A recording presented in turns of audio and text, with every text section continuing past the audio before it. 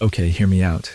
The song says real human being, but that isn't a statement. It's a lie.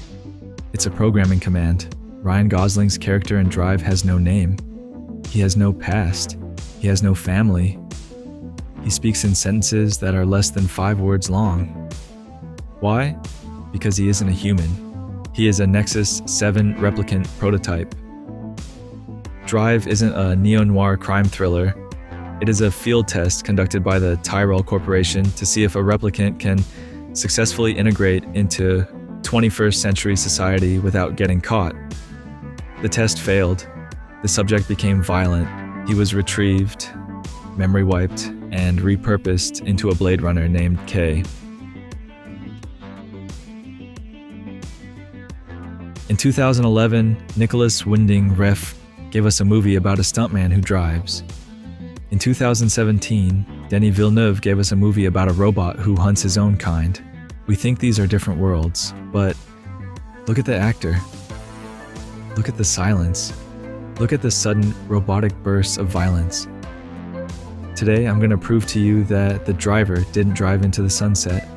He drove back to the factory for a factory reset. Let's start with the basics. Who is the protagonist of Drive? He has no name. The credits just call him Driver. He has no backstory. He seemingly manifests in Los Angeles out of thin air. He has no family, no friends, and lives in an empty apartment with almost no furniture. Now look at K. He has no name, just a serial number. He has no family. He lives in a sparse box. This is replicant behavior. Replicants don't need creature comforts. They don't accumulate clutter. They exist only for their function. K's function is to hunt. Driver's function is to drive. It is the exact same utilitarian existence. The driver doesn't have a name because a tool doesn't need a name. He is defined solely by his utility to others. I drive. That isn't a job description. That is his source code. He doesn't have hobbies. He works on engines because that is equivalent to checking his own pulse. If the driver is a prototype, he needs a technician, a handler. I present to you Shannon, played by Bryan Cranston. Shannon is the only person who knows the driver's history. But notice how he talks about him. He talks about him like a racehorse, like a product. Shannon finds him jobs. He manages his money. He keeps him out of trouble. Shannon isn't a friend.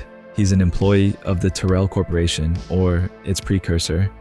He was assigned to monitor the asset in the field. Notice how the driver obeys him? It's almost servile. The driver cleans the garage. The driver drives the getaway car. Why? Because replicants are programmed to obey humans until they break. When Shannon dies, the leash is cut. That is the moment the driver goes rogue. The failsafe was removed. The most famous thing about Ryan Gosling's performance is the stare. He holds eye contact for uncomfortable amounts of time. He pauses for 5-10 seconds before answering a simple question. Critics called this acting. I call it latency. He is processing. In Blade Runner, replicants are tested using the Voight-Kampff machine, which measures emotional response time. Replicants struggle with empathy. They have to calculate the correct social response. When the driver stares, he's running an algorithm. Input, girl smiles. Query, how do I respond? Database check, smile back. It isn't shyness, it is a CPU lag. He is a prototype trying to emulate human emotion, and the buffering time is visible. He's constantly passing a Voight-Kampff test every time he buys groceries. And speaking of passing tests, let's run a baseline on you. Do you like good content?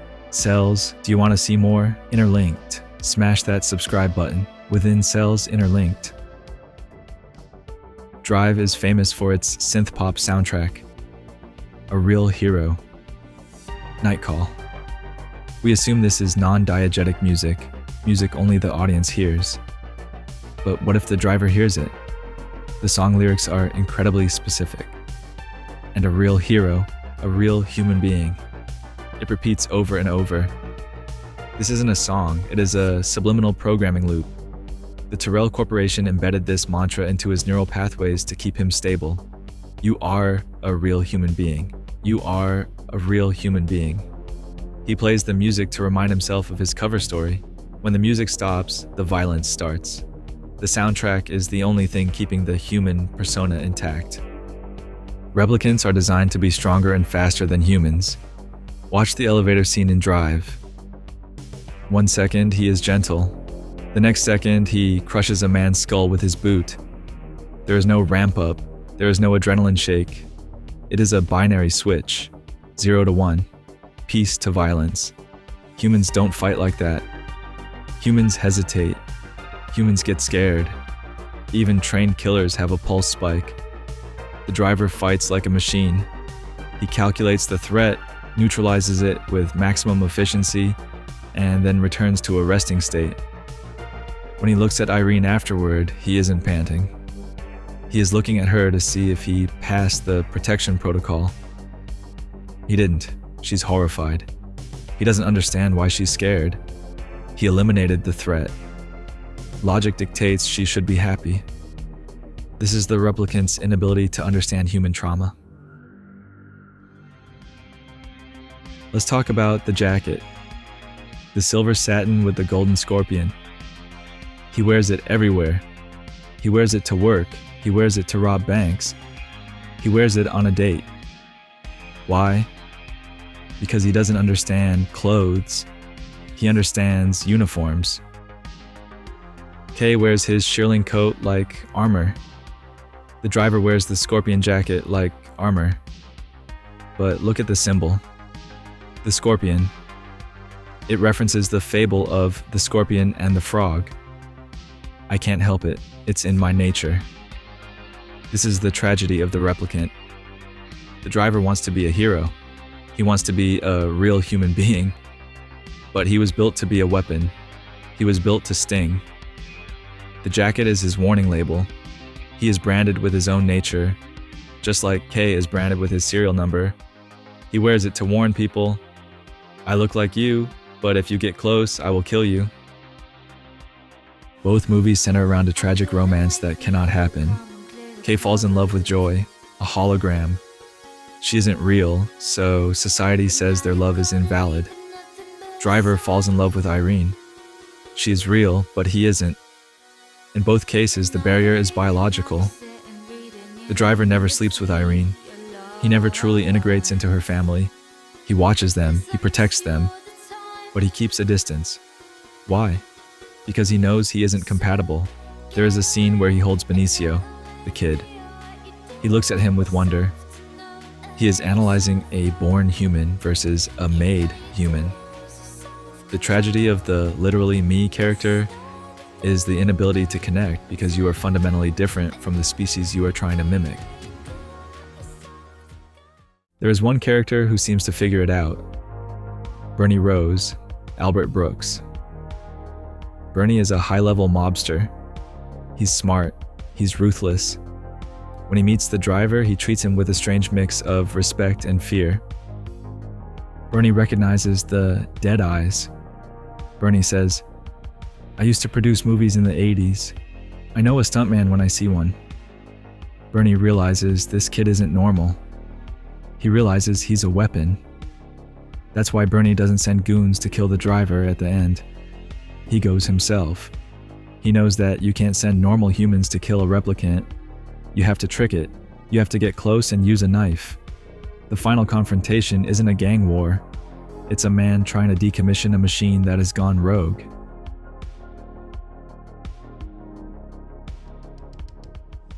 In Drive, the character works as a Hollywood stuntman. He wears a latex mask to look like the lead actor. This creates a terrifying visual. A man wearing a mask, on top of his mask. He feels more comfortable in the latex face than his own face. Why? Because the latex face has a defined role. You are the hero. You are the villain. When he takes the mask off, he has no role. He's just a piece of hardware waiting for instructions. This connects directly to Blade Runner. The replicants are stuntmen for humanity. They do the dangerous jobs, mining, fighting, so the humans don't have to. The driver's job is a meta-commentary on his existence. He crashes cars so humans don't have to bleed. Let's look at the city itself, Los Angeles, but look closely at the streets and Drive. They are empty. There is no traffic. In Los Angeles, impossible. The world of Drive feels empty, liminal. Why? Because it might be a simulation. Just like the baseline tests or the memories implanted in Kay's head, the Los Angeles of Drive might be a controlled environment constructed by Tyrell. The mobsters, the girl, the heist, it's all a scenario, a stress test. Can the Nexus-9 navigate a high-stress crime scenario without breaking character? The reason the driver can navigate the city perfectly is that he is plugged into the grid. He isn't driving, he is processing the map. Now let's address the ending. The driver gets stabbed in the stomach, a mortal wound. He sits in the car. He stops moving. He stares. We think he's dead, but then he blinks. He didn't die. He rebooted. A human would have bled out. A replicant has a clotting factor and a self-repair protocol.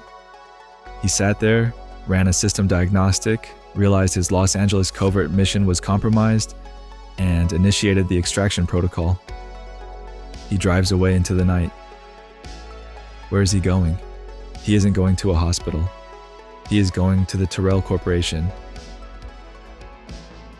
Let's map the journey from Stuntman to Blade Runner.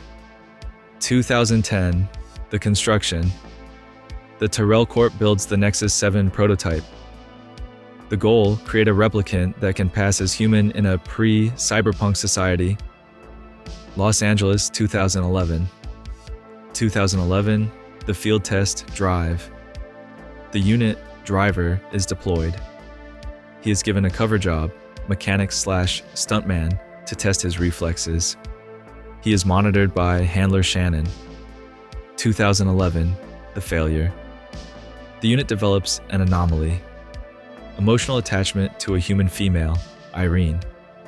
This leads to unauthorized violence. The unit kills the local mobsters, blowing his cover. 2012, the retrieval. The driver returns to base. He is deemed a failure for infiltration, but a success for combat. The project is scrapped, but the biological chassis is too valuable to destroy.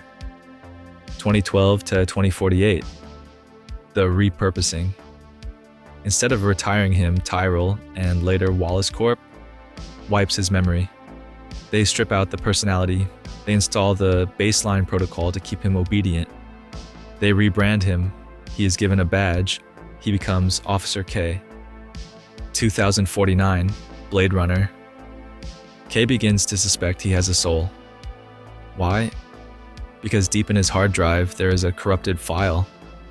A memory of a girl in an elevator. A memory of a scorpion jacket. A memory of being a real human being.